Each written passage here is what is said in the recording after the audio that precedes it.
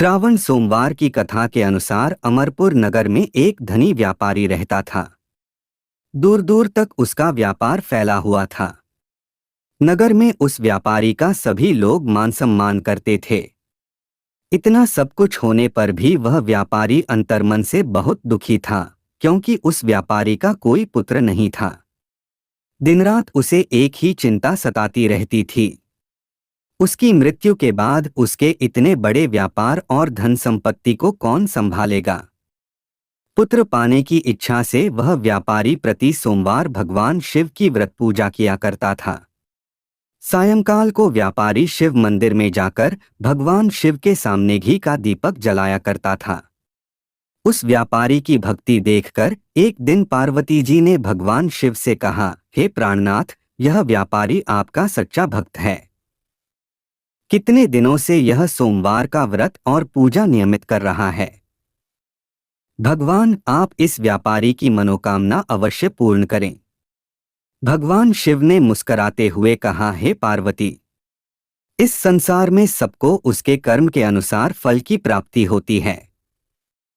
प्राणी जैसा कर्म करते हैं, उन्हें वैसा ही फल प्राप्त होता है। इसके बावजूद पार्वती जी नहीं मानी। उन्होंने आग्रह करते हुए कहा, नहीं प्राणनाथ, आपको इस व्यापारी की इच्छा पूरी करनी ही पड़ेगी। यह आपका अनन्य भक्त है। प्रति सोमवार आपका विधिवत व्रत रखता है और पूजा अर्चना के बाद आपको भोग लगाकर एक समय भोजन ग्रहण करता है। आपको इसे पुत्र प्राप्त। पार्वती जी का इतना आग्रह देखकर भगवान शिव ने कहा, तुम्हारे आग्रह पर मैं इस व्यापारी को पुत्र प्राप्ति का वरदान देता हूँ, लेकिन इसका पुत्र 16 वर्ष से अधिक जीवित नहीं रहेगा। उसी रात भगवान शिव ने स्वप्न में उस व्यापारी को दर्शन देकर उसे पुत्र प्राप्ति का वरदान दिया और उसके पुत्र के 16 वर्ष तक जीवित रहने की बात भी बताई। भगवान के वरदान से व्यापारी को खुशी तो हुई, लेकिन पुत्र की अल्पायु की चिंता ने उस खुशी को नष्ट कर दिया। व्यापारी पहले की तरह सोमवार का विधिवत व्रत करता रहा। कुछ महीने पश्चात उसके घर अति सुंदर पुत्र उत्पन्न हुआ। पुत्र जन्म से व्यापारी के घर में खुशियां भर गईं। बहुत धूमधाम से पुत्र जन्म का समारोह मनाया गया। व्यापारी को पुत्र जन्म की अधिक खुशी नहीं हुई, क्योंकि उसे पुत्र की अल्प आयु के रहस्य का पता था। यह रहस्य घर में किसी को नहीं मालूम था। विद्वान ब्राह्मणों ने उस पुत्र का नाम अमर रखा। जब अमर 12 वर्ष का हुआ तो शिक्षा के लिए उसे वाराणसी भेजने का निश्चय हुआ। व्यापारी ने अमर के मामा दीपचंद को बुलाया और कहा कि अमर को शिक्षा प्राप्त करने के लिए वाराणसी छोड़ आओ। अमर अपने मामा के साथ शिक्षा प्राप्त करने के लिए चल दिया। रास्ते में जहां भी अमर और दीपचंद रात्रि विश्राम के लिए ठहरते, वहीं यज्ञ करते और ब्राह्मणों को भोजन कराते थे। लंबी यात्रा के बाद अमर और दीपचंद एक नगर में पहुंचे। उस नगर के राजा की कन्या के विवाह की खुशी में पूरे नगर को सजाया गया था। निश्चित समय पर बारात आ गई, लेकिन वर का पिता अपने बेटे के एक आंख से काने होने के कारण बहुत चिंतित था। उसे इस बात का भय सता रहा था कि राजा को इस बात का पता चलने पर कहीं वह विवाह से इनकार न कर दें। इससे उसकी बदनामी होगी। वर के पिता ने अमर को देखा तो उसके मस्तिष्क में एक विचार आया। उसने सोचा, क्यों न इस लड़के को दूल्हा बनाकर राजकुमारी से विवाह करा दूं? विवाह के बाद इसको धन देकर विदा कर दूंगा और राजकुमारी को अपने नगर में ले जाऊंगा। वर के पिता ने इसी संबंध में अमर और दीपचंद से बात की।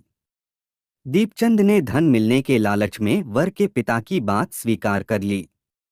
अमर को दूल्हे के वस्त्र पहनाकर राजकुमारी चंद्रिका से विवाह करा दिया गया।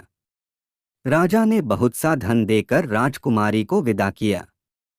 अमर जब लौट रहा था तो सच नहीं छिपा सका और उसने राजकुमारी की ओढ़नी पर लिख दिया, राजकुमारी चंद्रिका, तुम्हारा विवाह तो मेरे साथ हुआ था। मैं तो वाराणसी में शिक्षा प्राप्त करने जा रहा हूँ।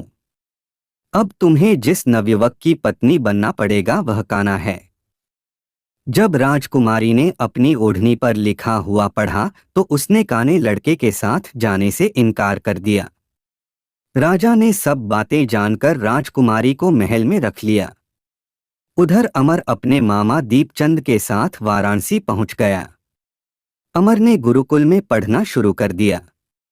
जब अमर की आयु 16 वर्ष पूरी हुई तो उसने एक यज्ञ किया। यज्ञ की समाप्ति पर ब्राह्मणों को भोजन कराया और खूब अन्न वस्त्र दान किए। रात को अमर अपने शयन कक्ष में सो गया। शिव के वरदान के अनुसार शयनावस्था में ही अमर के प्राण पखेरु उड़ गए। सूर्योदय पर मामा अमर को मृत देखकर रोने पीटने लगा। आसपास के लोग भी एकत्र होकर दुख प्रकट करने लगे।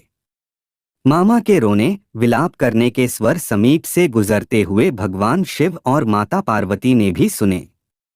पार्वती जी ने भगवान से कहा, प्राणनाथ, मुझसे इसके रोने के स्वर सहन नहीं हो रहे। आप इस व्यक्ति के कष्ट अवश्य दूर करें। भगवान शिव ने पार्वती जी के साथ अदृश्य रूप में समीप जाकर अमर को देखा तो पार्वती जी से बोले, पार्वती, यह तो उसी व्यापारी का पुत्र है।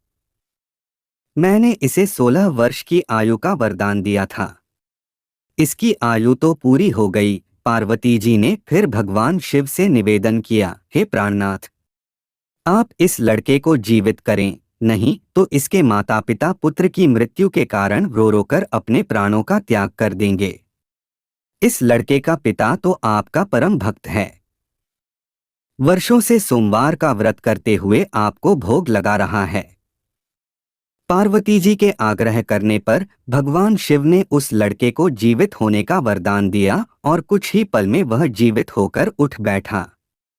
शिक्षा समाप्त करके अमर मामा के साथ अपने नगर की ओर चल दिया।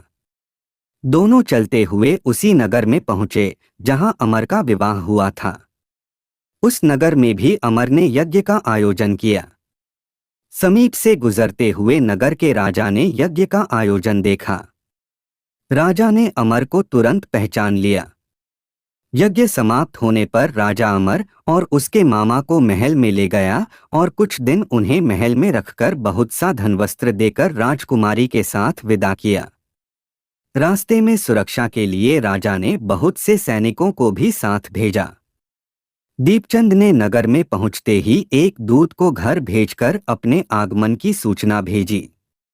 अपने बेटे अमर के जीवित वापस लौटने की सूचना से व्यापारी बहुत प्रसन्न हुआ। व्यापारी ने अपनी पत्नी के साथ स्वयं को एक कमरे में बंद कर रखा था। भूखे प्यासे रहकर व्यापारी और उसकी पत्नी बेटे की प्रतीक्षा कर रहे थे। उन्होंने प्रतिज्ञा कर रखी थी कि यदि उन्हें अपने बेटे की मृत्यु का समाचार मिला तो दोनों अपने प्राण त्याग देंगे। व्यापारी अपनी पत्नी और मित्रों के साथ नगर के द्वार पर पहुंचा। अपने बेटे के विवाह का समाचार सुनकर पुत्रवधू राजकुमारी चंद्रिका को देखकर उसकी खुशी का ठिकाना न रहा। उसी रात भगवान शिव ने व्यापारी के स्वप्न में आकर कहा, हे श्रेष्ठी, मैंने तेरे सोमवार के व्रत करने और व्रत कथा सुनने से प्रसन्न होकर तेरे पुत्र को लंबी आयु प्रदान की है। व्यापारी बहुत प्रसन्न हुआ। सोमवार का व्रत करने से व्यापारी के घर में खुशियां लौट आईं। शास्त्रों में लिखा है कि जो स्त्री पुरुष सावन के सोमवार का विधिवत व्रत करते और व्रत कथा सुनते हैं, उनकी सभी इच्छाएं पूरी होती हैं।